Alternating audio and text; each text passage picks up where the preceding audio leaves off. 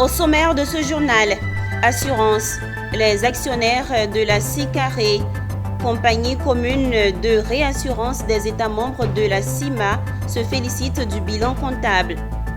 Sécurité alimentaire, le CERFAM et ses partenaires misent sur le développement de la filière risicole. Administration des affaires, le directeur général de Business Media Group, Lucien Agia, élevé au rang de docteur honoris causa par la GIU. Et puis nous parlerons de ressources humaines M2 Business School, sortie de la 6e promotion du Business RH.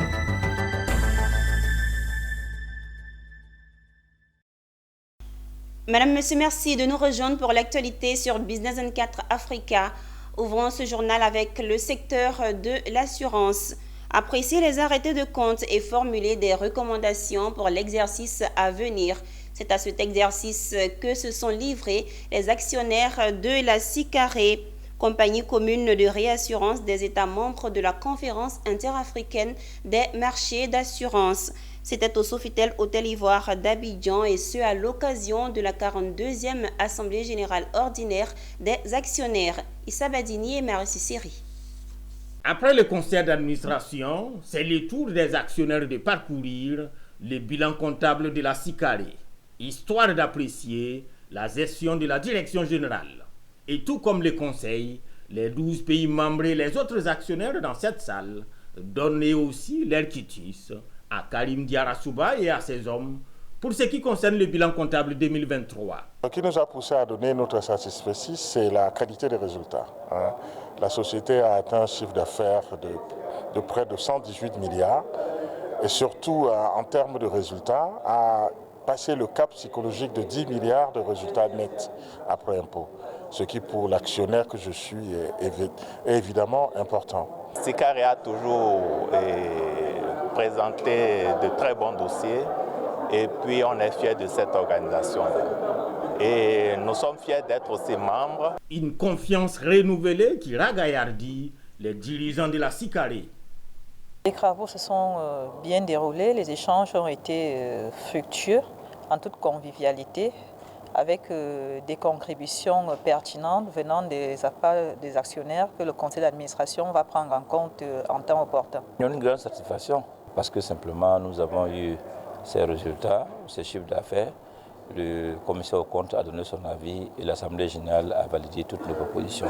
C'est une grande satisfaction pour nous et ça nous donne la volonté et le courage de pouvoir poursuivre ce que nous avons prévu pour 2024 avec sérénité. Assemblée générale ordinaire des actionnaires de la SICARE, c'est aussi l'occasion de recommandations à l'effet d'améliorer ce qui est possible de l'être. Des recommandations pour aller toujours plus de l'avion en analysant bien la rentabilité des zones de souscription. La zone de prédilection, c'est la zone CIMA. Lorsqu'on sort de cette zone, il faut faire attention pour ne pas se retrouver avec des résultats qui sont obérés par les mauvaises statistiques de ces zones. En rappel, la SICARE a fait un résultat net de 10 milliards de francs CFA pour un chiffre d'affaires de 117 milliards 500 millions de francs CFA en 2023, un bond en avant de 18%. Cette Assemblée générale ordinaire des actionnaires de la SICARE intervient en marge des festivités des 40 ans d'anniversaire de la compagnie commune de réassurance. Ouvrons à présent un chapitre sur l'agriculture. Du 4 au 5 juillet 2024, le Centre d'excellence régional contre la faim et la malnutrition a initié à Abidjan un séminaire régional pour discuter des problèmes de la filière riz afin de proposer des solutions pour son développement. Ce séminaire a réuni des experts nationaux et partenaires et s'est déroulé autour du thème « Développement de la chaîne de valeur riz pour l'amélioration de la sécurité alimentaire ». Et c'est le ministre d'État, ministre en charge de l'agriculture et des productions vivrières qui a ouvert les travaux. Aliment de base pour des millions d'Africains, le riz demeure une denrée de première nécessité en Afrique de l'Ouest. Seul problème, les productions nationales sont insuffisantes, faisant planer une menace constante de faim sur cette région d'Afrique. Une situation qui contrarie fortement le Centre d'excellence régional contre la faim et la malnutrition CERFAM, qui depuis le jeudi 4 juillet 2024 a initié un séminaire régional de 2 jours pour discuter des problèmes de la filière du riz. Ensemble, nous chercherons des solutions innovantes pour renforcer le développement du riz en Afrique de l'Ouest et développer des solutions pour renforcer son développement dans la région en mettant l'accent sur la transformation technologique et l'accès au marché. Pour vous donner un aperçu vraiment succinct, très rapidement, de ces 2 jours du séminaire, nous commencerons par un état des lieux du secteur du riz en Afrique de l'Ouest, qui est essentiel pour orienter les objectifs futurs. Ce séminaire régional du CERFAM a réuni les experts de la filière du riz, les acteurs locaux, les partenaires nationaux et internationaux, mais aussi les bailleurs de fonds, dont la Fondation Bill et Melinda Gates. Une stratégie de mutualisation des ressources soutenue par le gouvernement ivoirien. Nous sommes convaincus que c'est par une approche intégrée et concertée que nous pourrons atteindre nos objectifs de sécurité alimentaire et de développement durable dans ce secteur d'activité. Dans cette perspective, la collaboration régionale est essentielle. Les échanges d'expériences, le partage de bonnes pratiques et la mutualisation des ressources sont des leviers puissants pour accélérer notre progression collective. Le thème de ce séminaire régional étant le développement de la chaîne de valeur du riz pour l'amélioration de la sécurité alimentaire. C'était un reportage signé Konena Nourgo. Le syndicat national de la revalorisation des planteurs en Côte d'Ivoire a effectué son assemblée générale récemment à Abidjan-Yopougon. Cette rencontre a permis de donner des informations, faire des points et un bilan des activités du syndicat pour connaître les insuffisances du syndicat pour sa bonne marche en vue de revaloriser les planteurs de Côte d'Ivoire. Sandrine Kwame. Trouver des stratégies pour une redynamisation du SINAREPSI afin de mener la lutte pour le bien-être des planteurs en Côte d'Ivoire est l'ordre du jour de l'Assemblée générale des membres du syndicat national pour la revalorisation des planteurs en Côte d'Ivoire. Cette réunion effectuée en présence des délégués régionaux et planteurs a permis la mise au point de certaines insuffisances du syndicat. Ensemble, mesdames et messieurs, chers planteurs de Côte d'Ivoire, œuvrons à redonner à notre pays et aux Ivoiriens cette joie et cette humeur qui nous caractérise malgré nos différences. Le secrétaire général du SINAREPSI a profité au cours de cette réunion pour exprimer son désir de candidature à la prochaine élection présidentielle de 2025 en Côte d'Ivoire pour mieux défendre la cause des agriculteurs ivoiriens. Les planteurs de Côte d'Ivoire ont pris la responsabilité eux-mêmes de chercher à gouverner leur pays. Notre assemblée générale de ce matin, au-delà de toutes les questions de gouvernance que nous allons traiter, de mobilisation des ressources que nous allons traiter, nous voulons inviter chacun des planteurs de Côte d'Ivoire, inviter toutes les populations qui pensent que le pays là, ça nous appartient tous et que nous avons l'obligation de faire en sorte que l'héritage que nous a confié notre père, cet héritage puisse profiter à tout le monde. Créé en Assemblée générale constitutive à Soubré le 27 novembre 2021, le SINAREPSI est un syndicat qui regroupe tous les planteurs de Côte d'Ivoire. Ce syndicat met à la disposition des planteurs des conseils agricoles et de différentes contributions pour leur bien-être. Le Centre de démonstration et de promotion de technologie en abrégé CDT a abrité à son siège la 2e édition de la Tribune du transformateur. Ce cadre d'échange vise à offrir aux acteurs de l'agrotransformation une plateforme régulière de rencontres et d'échanges en vue de débattre des enjeux et opportunités du secteur de la transformation. Cette deuxième édition avait pour thème « Disponibilité des technologies de l'agrotransformation en Côte d'Ivoire, force et faiblesse ». Le compte-rendu de cette deuxième édition avec Pierre Tebeu et Nicolas Angwa. Le Centre de démonstration et de promotion de technologie, CDT, cherche continuellement des voies et moyens pour doter les agrotransformateurs des technologies agricoles de dernière génération. La politique d'approvisionnement des équipements agro-industriels en Côte d'Ivoire a fait l'objet de l'échange du deuxième numéro de la Tribune du transformateur ce mercredi 3 juillet 2024. Face au public composé d'agrotransformateurs, des équipementiers et membres d'associations ou regroupements, les panélistes ont fait l'état des lieux de la demande et de la disponibilité locale en termes de technologies importées. Cependant, le coût des machines reste un véritable casse-tête pour les agrotransformateurs. Le problème se situe au niveau du coût, parce que nous, en tant qu'équipementiers locaux en Côte d'Ivoire, nous avons la possibilité de fabriquer, de produire ces équipements. Et aujourd'hui, au niveau du coût, nos coûts sont un peu plus élevés que tout ce qui est équipement importé. Cette tribune est une volonté mise en place par le CDT pour faire connaître les technologies disponibles dans le domaine de la transformation agricole. Aujourd'hui, c'était la question de la disponibilité des machines. On ne peut pas penser à une véritable politique d'industrialisation d'un pays tant qu'on n'a pas réglé la question de la disponibilité des machines. Ce sont les technologies qui nous permettent de transformer les produits. Et ces technologies, en l'état actuel de notre avancement, n'existent pas ou existent très peu en Côte d'Ivoire. Après la première édition de la Tribune du transformateur sur la politique du cluster industriel en Côte d'Ivoire, cette deuxième édition marque le départ d'un rendez-vous mensuel régulier qui permettra aux agrotransformateurs de poser les problématiques de leur secteur. Intéressons-nous au secteur de l'immobilier dans ce journal. Le jeudi 4 juillet, le ministère de la Construction, du Logement et de l'Urbanisme a procédé au lancement de la construction de 3000 logements dans le cadre du programme national de logement en location, vente et location simple. Cette cérémonie s'est déroulée à la cité policière BAE de Yopougon dans le but de fournir aux populations un cadre de vie décent et accessible à tous.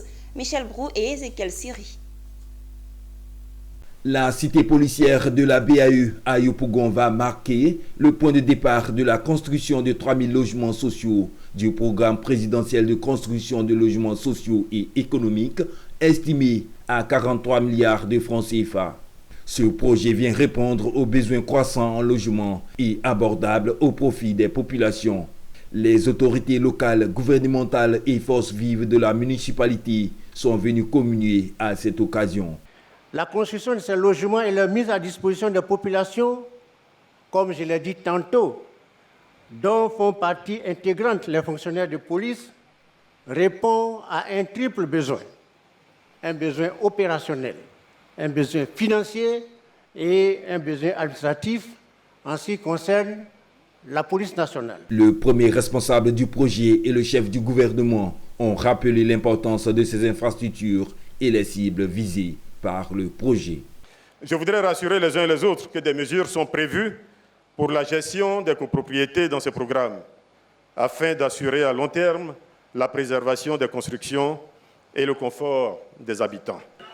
Il y aura une sélection rigoureuse.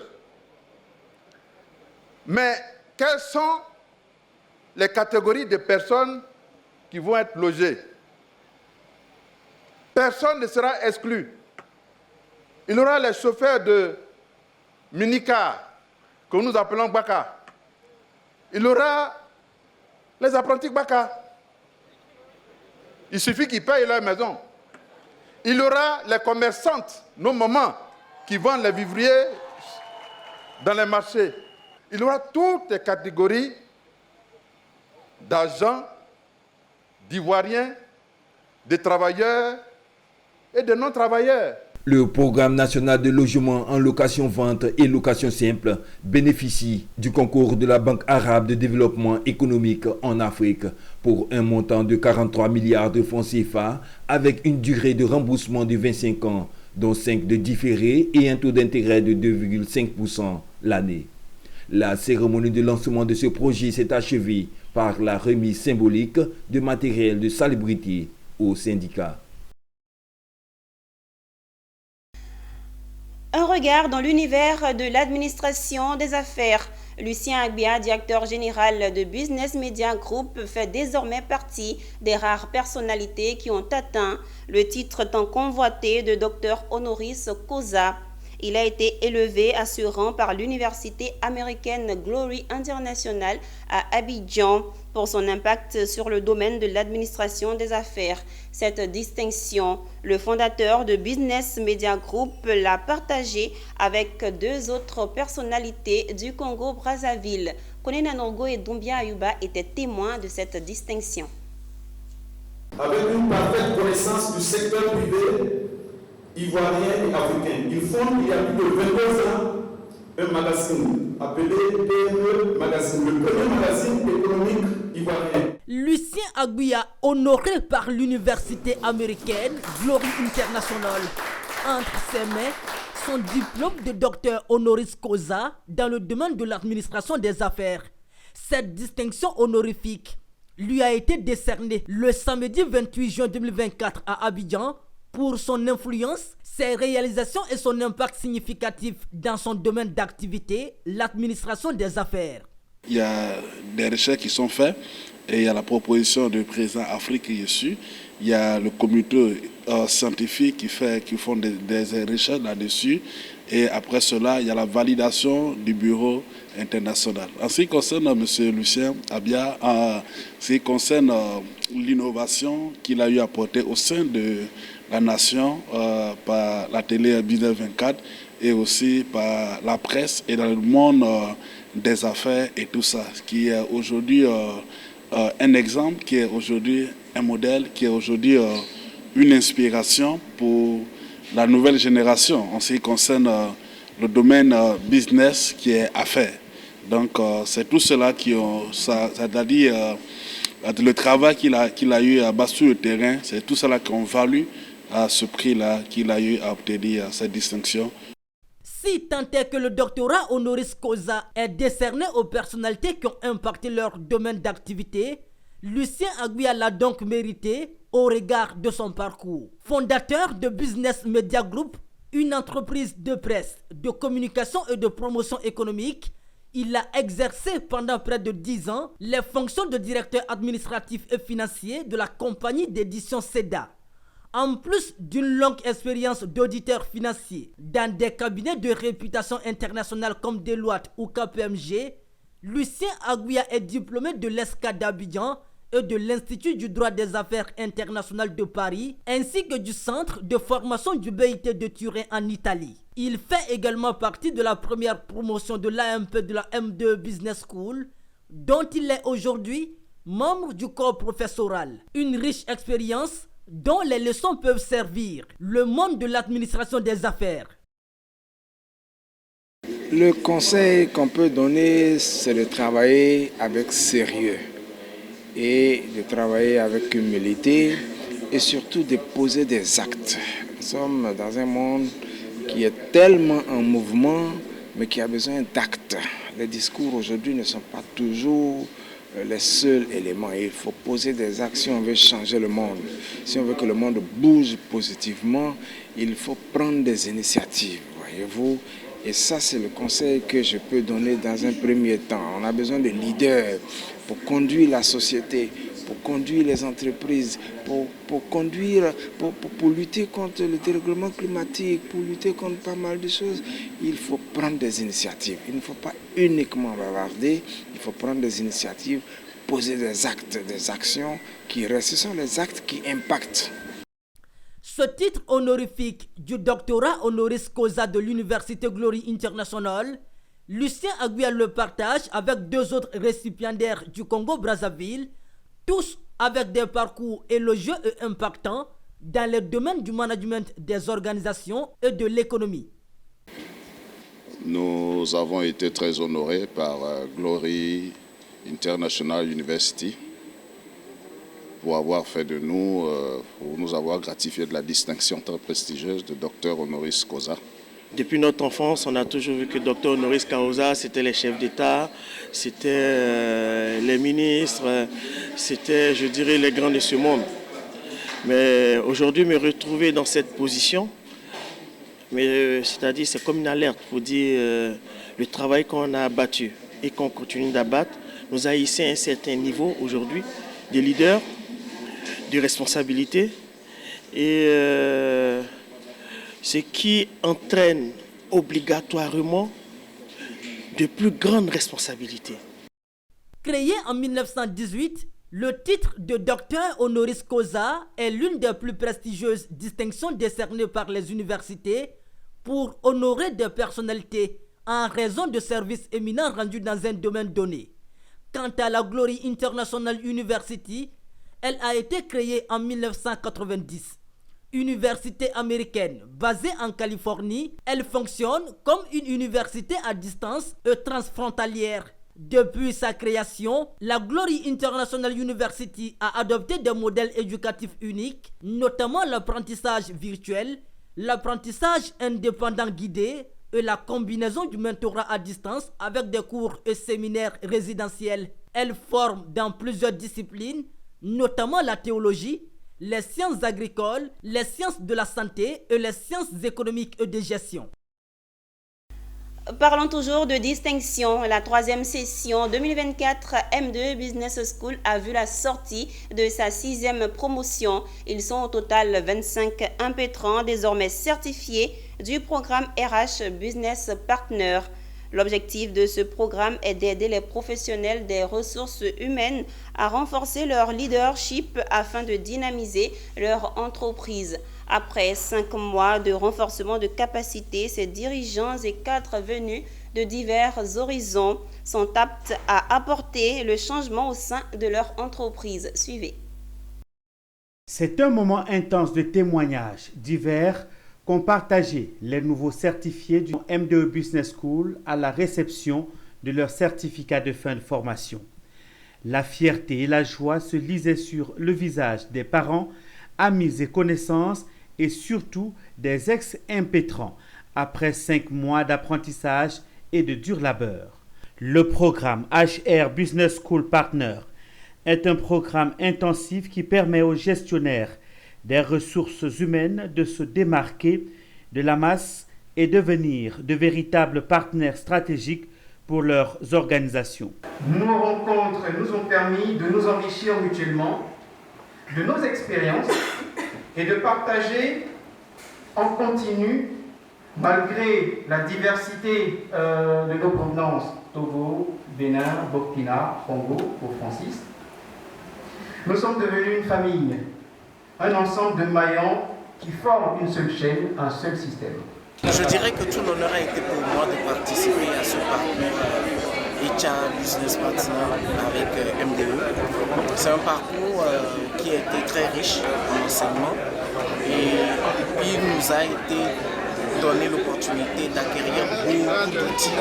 C'est une formation enrichissante, vraiment pratique, pleine d'expérience avec la méthode des cas. On a vraiment beaucoup appris. Le programme met l'accent sur 3 piliers pour développer des ressources HR, business partner ou partenaires stratégiques RH face aux attentes des organisations. Le HRBP, Human Resources Business Partner, c'est un programme de formation que nous conduisons en partenariat avec le réseau ivoirien des gestionnaires des ressources humaines, un programme qui vise à renforcer les capacités donc, des professionnels de la fonction RH, ressources humaines au niveau des organisations, afin que ces personnes-là soient de véritables forces de proposition pour les directions générales dans les prises de décisions stratégiques importantes visant au développement de l'organisation.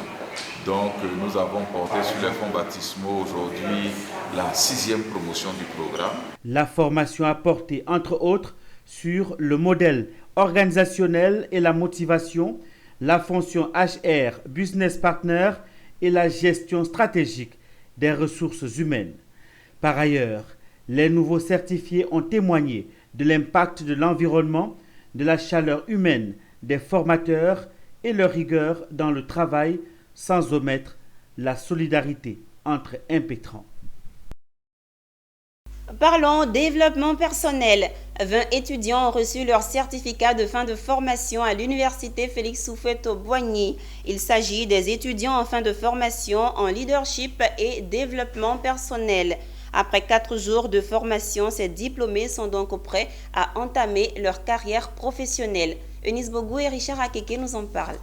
Remise solennelle de diplôme à la première promotion des étudiants en développement personnel formés en Côte d'Ivoire. Au nombre de 20, ils ont été outillés pendant 4 jours à l'université Félix Houphouët-Boigny de Cocody. Cette formation initiée par le docteur Koné Drissa, que nous saisissons l'occasion pour lui intégrer encore nos remerciements. Voilà, cette formation nous a permis de découvrir des talents, des compétences en nous. À travers cette formation, j'ai compris que tout ce que je pouvais penser, tout ce que je pouvais concevoir peut être une réalité.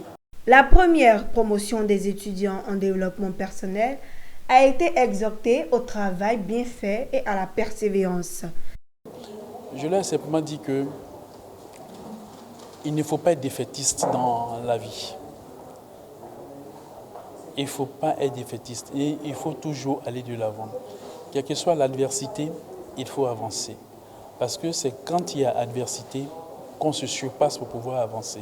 Parce que très souvent, on se dit quand on est étudiant, bon, on doit aller à l'école et puis on va à la maison, on attend l'année prochaine. Mais en réalité, on perd beaucoup de temps, mais il y a beaucoup d'opportunités qu'on peut rater pendant qu'on est étudiant.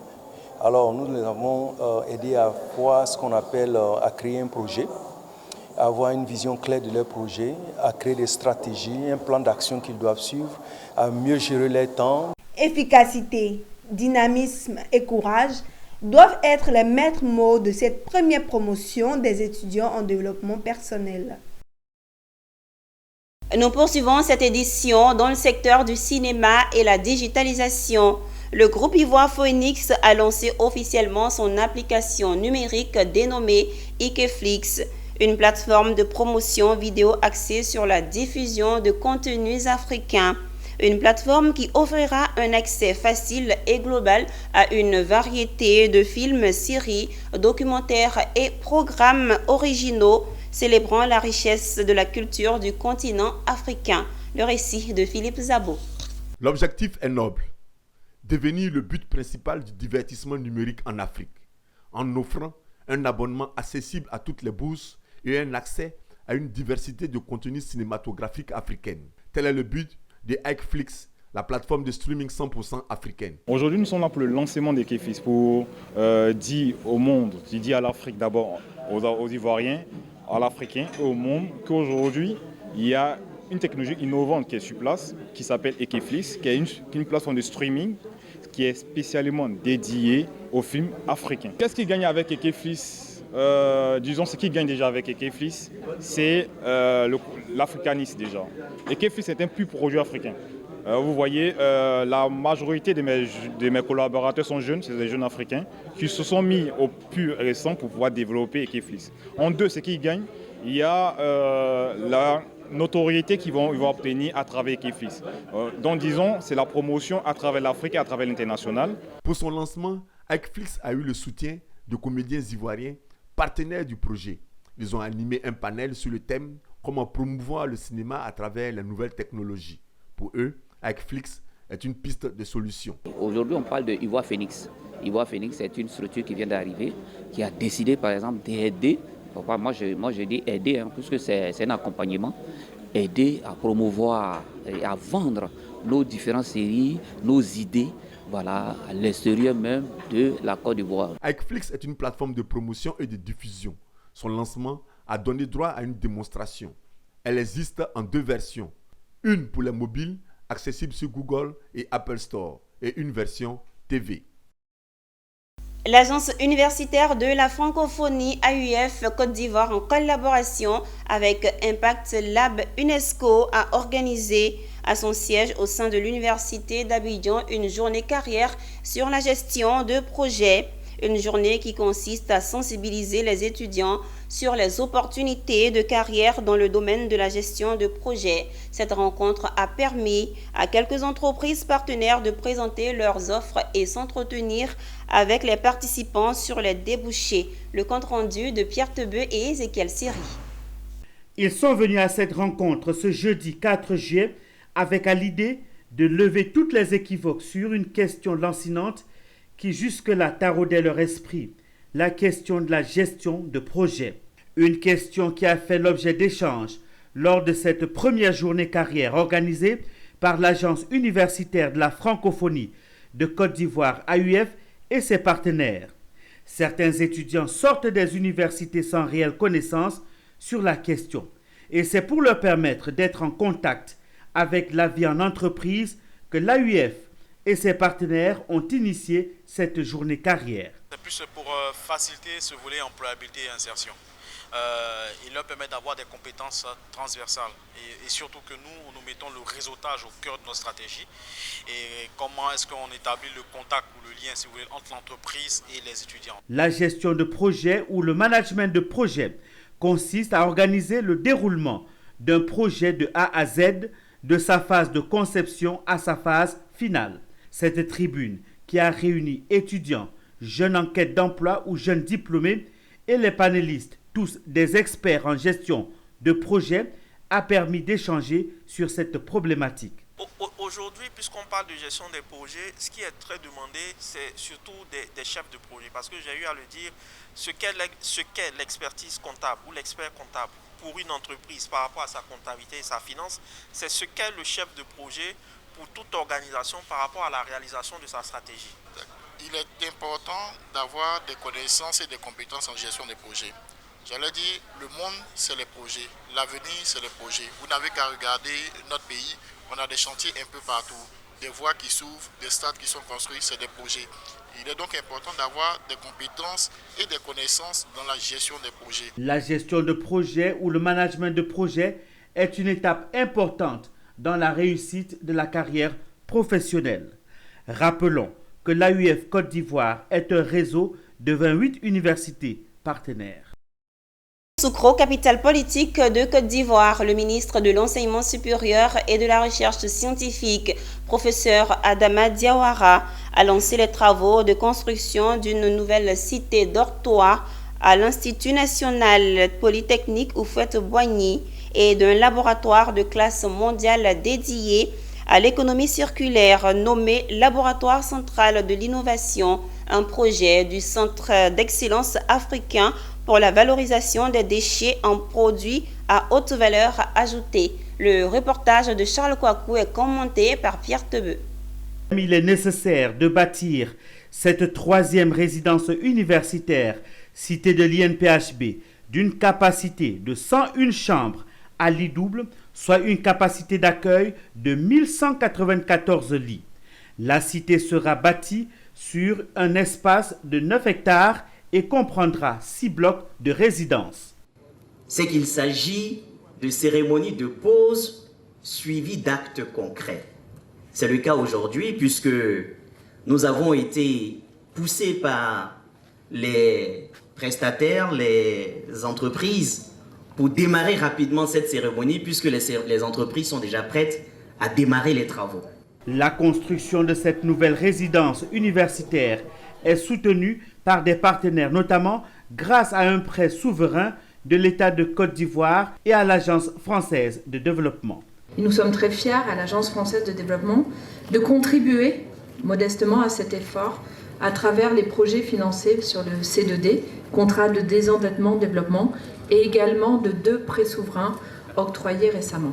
Le prêt souverain financé par l'AFD nous permet de construire cette nouvelle cité universitaire dont la première phase est financée à hauteur de 3 651 284 000 francs CFA TTC, sachant que le coût global de la nouvelle cité est de l'ordre de 16 milliards TTC. Après la cité universitaire, le ministre a lancé les travaux de construction d'un laboratoire dédié à l'économie circulaire nommé Laboratoire central de l'innovation. Nous voulons offrir des conditions de travail et de recherche à nos étudiants, des conditions qui soient similaires aux conditions qu'ils peuvent trouver dans des établissements aux États-Unis, en France, au Canada. Cette construction est financée par l'Agence française de développement et la Banque mondiale. Okofaris, village situé à 3 km de la ville de Bouaké, a récemment vibré au rythme du festival Cœur de Maman. Pour marquer la première édition de cet événement, les initiateurs ont pris l'engagement de réhabiliter l'école publique primaire de la localité.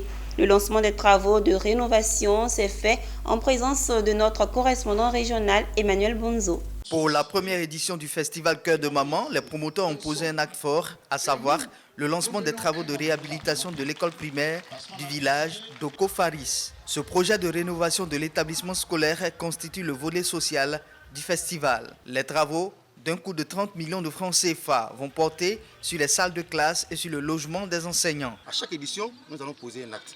Donc pour le premier acte de l'année 2024, nous avons décidé de rénover l'école du village et la maison des enseignants. Donc nous lançons ce qui fait un appel à tous nos cadres pour leur dire nous les attendons. Nous avons besoin de tous pour apporter notre grain de sel à cette école. Pour ce faire, du matériel de construction a été offert au village en présence d'invités spéciaux du festival. Il permettra de remettre à neuf cette école construite depuis 1978. L'école, c'est la vie. C'est là que nous faisons nos premiers pas. Donc c'est vraiment important de vraiment réhabiliter l'école. J'ai commencé à les aider, à les accompagner dans la réhabilitation, donc je veux continuer à le faire. Sans éducation, sans une formation scolaire, nous sommes à la perte. Et donc c'est un projet à encourager. À la rentrée prochaine, les 300 élèves que compte cette école vont retrouver des bâtiments plus gais, agréables et propices à leur encadrement. Eh bien, c'est ici que se referme ce journal préparé par l'ensemble de la rédaction. Merci de votre fidélité. Les programmes se poursuivent sur la télé utile Business 24.